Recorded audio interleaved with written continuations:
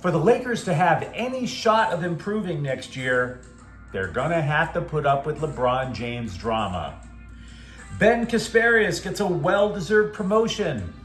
A temporary one, but a promotion nonetheless. And there's going to be a free agent market rush for a Kings defenseman. Good morning.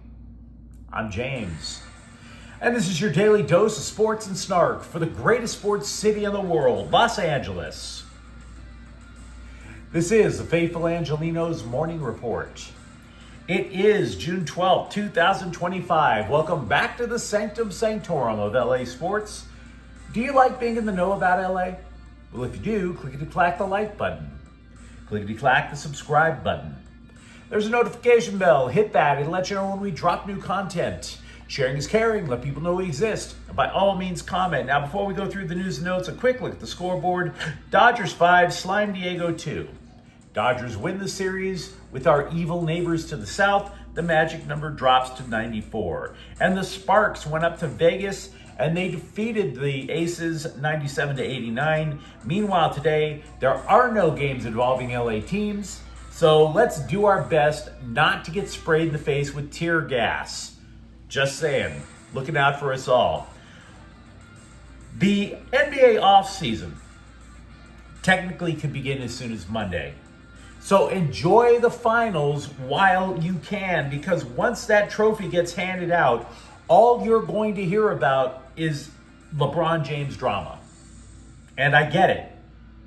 Trust me, I get it. LeBron James drama is about as fresh as another Real Housewives spinoff. We've seen it. It's boring. It's tired. I don't want to watch the Real Housewives of Rancho Cucamonga. But there is a curious case about LeBron James that I want to talk with you guys about this morning. It is his salary history. When he was with Miami, he took a pay cut.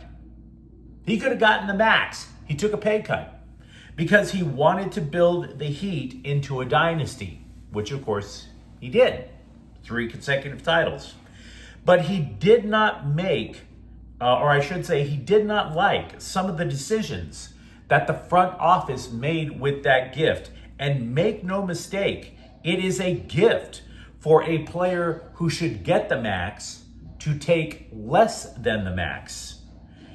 James, after Miami toyed around with that gift, James decided not to cut anybody any slack anymore until he got to the Lakers. For instance, you might recall that last offseason, James was willing to take a slight pay cut if the Lakers could land, say, a center. Land a center, shipped Anthony Davis over to the 4, etc. It didn't happen, so James signed for the max. So what happens now that James has the option to opt out of his current deal? What happens now is anyone's guess, and we're not going to know until, say, June 29th, June 30th. Should James and Dorian Finney-Smith both pick up their player options, the Lakers will still be under the cap, but only by about $4 million. Just $4 million.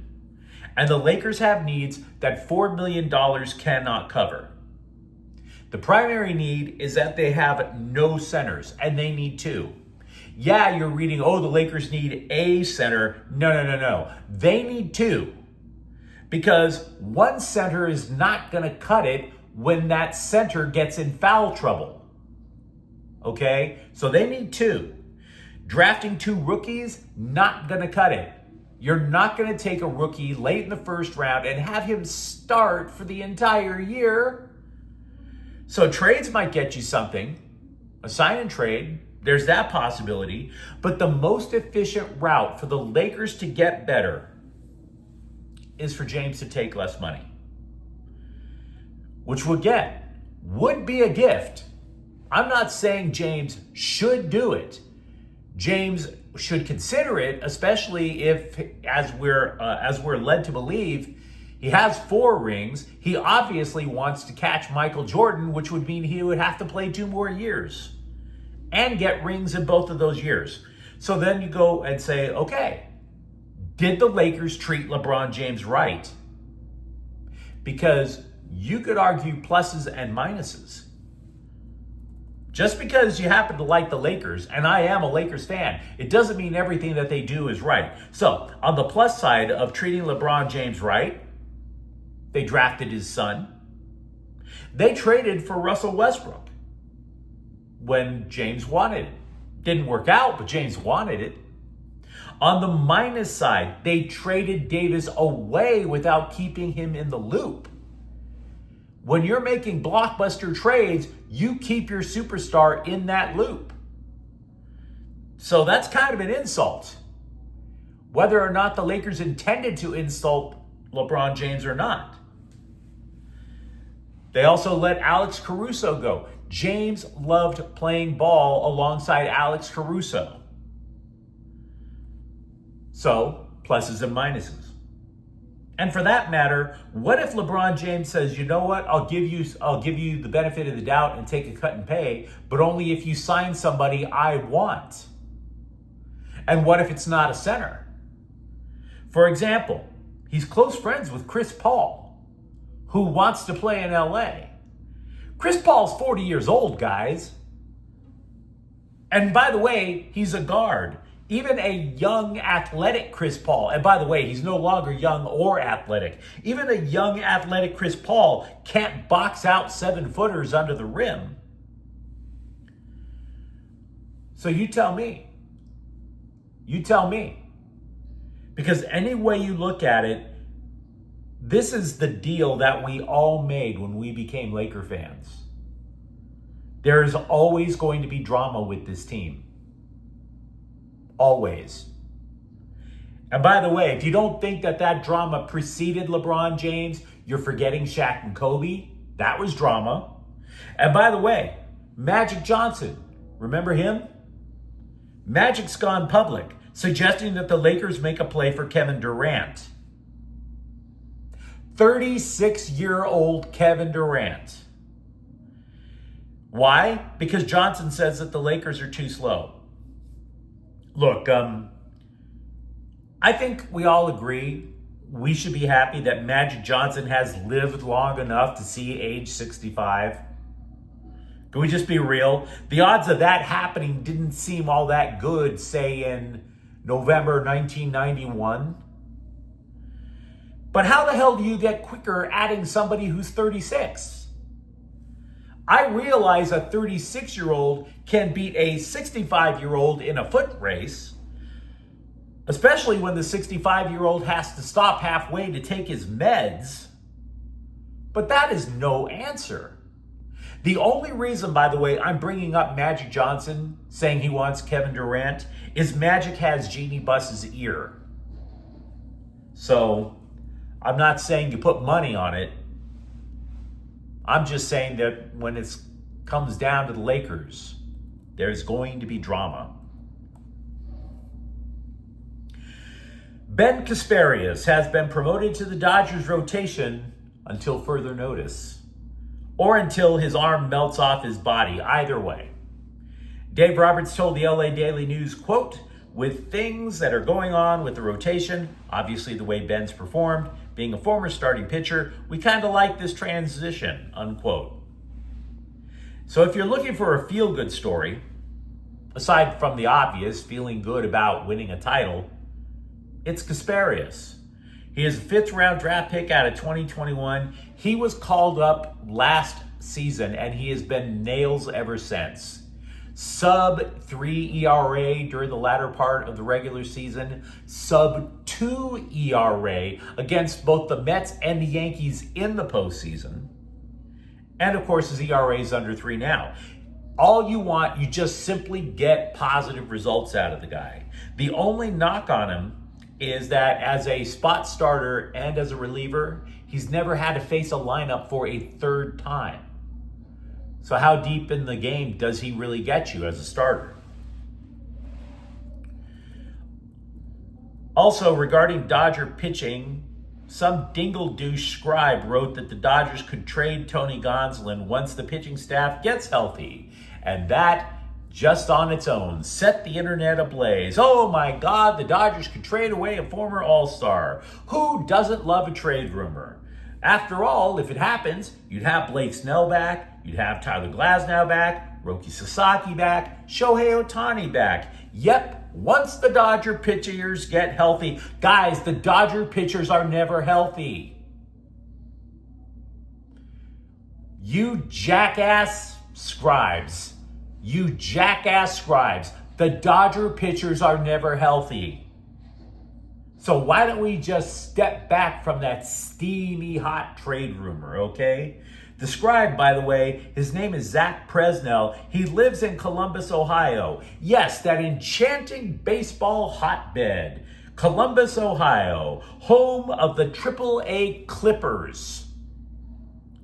This idiot doesn't even cover the Reds or the Guardians, and he thinks he has the inside dope on a baseball team 3 time zones away. Get the absolute hell out of here with that. Besides, scribes that actually do have sources say the Dodgers are playing wait and see. Not to see if they're going to trade away Tony Gonsolin. No. But they're playing wait and see to see if they need to trade for another starting pitcher. So stop it. They are not trading Tony Gonsolin. They needed all the pitching they can get because they keep injuring them. Anze Kopitar won the Lady Byng Trophy, and that's embarrassing. Lady Byng. His 3rd time winning that trophy, by the way.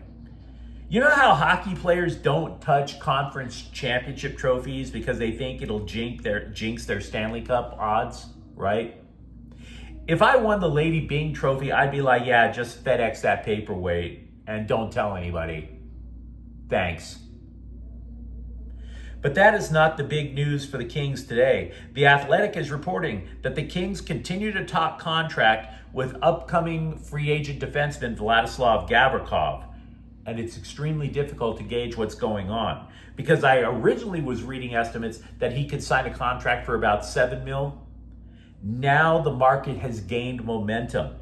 There could be as many as 9 teams in pursuit.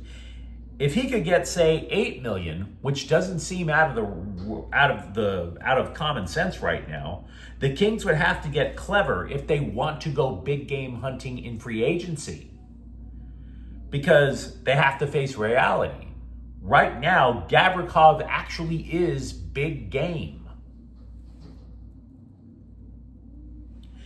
LAFC took advantage of a transfer window that was afforded to teams that qualify for the FIFA Club World Cup. They added winger Jarivo Dilrosun from Club America. He's originally from Manchester City's youth academy, but he also played for teams that have won 5 trophies. He played in Germany, France, the Netherlands, obviously Liga MX.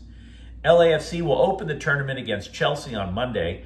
The deal lasts only through July, but there is a really good chance that the move could become permanent.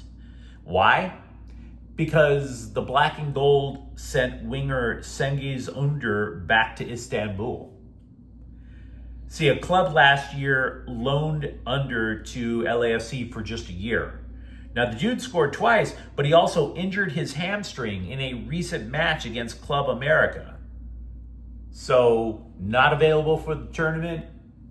Meh production. It's very possible that LAFC have tried to upgrade a winger on a long-term basis.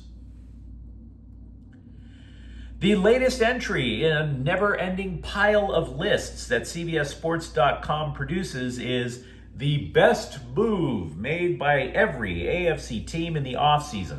The Chargers one was somewhat obvious, adding offensive lineman Mekhi Becton, taking him away from Philadelphia in the process, I might add. But I do have one beef with adding this pile of beef. Becton plays on the right side. Now, it's true. You can say the bolts are absolutely set on the right with Becton and Joe Alt. But the Chargers looked at the left side. If they had done that, you could have crushed it in the running game and added the benefit of more blindside protection for Justin Herbert. Now, I'm not trying to suggest Herbert is fragile, but you don't have him out there, and the Bolts look like a UFL team. Straight and simple. But you let me know what you think in the comments thread. Are you prepared? Have you embraced the upcoming LeBron James drama? For that matter, Ben Casparius. Is he staying in the Roto or not? And if you enjoyed the content, don't forget to subscribe to Faithful Angelenos. We're talking LA sports every single day here. Thank you for watching. I'm James. We'll be back tomorrow. Faithful Angelenos is a Kian Cortez Queso production. Take care.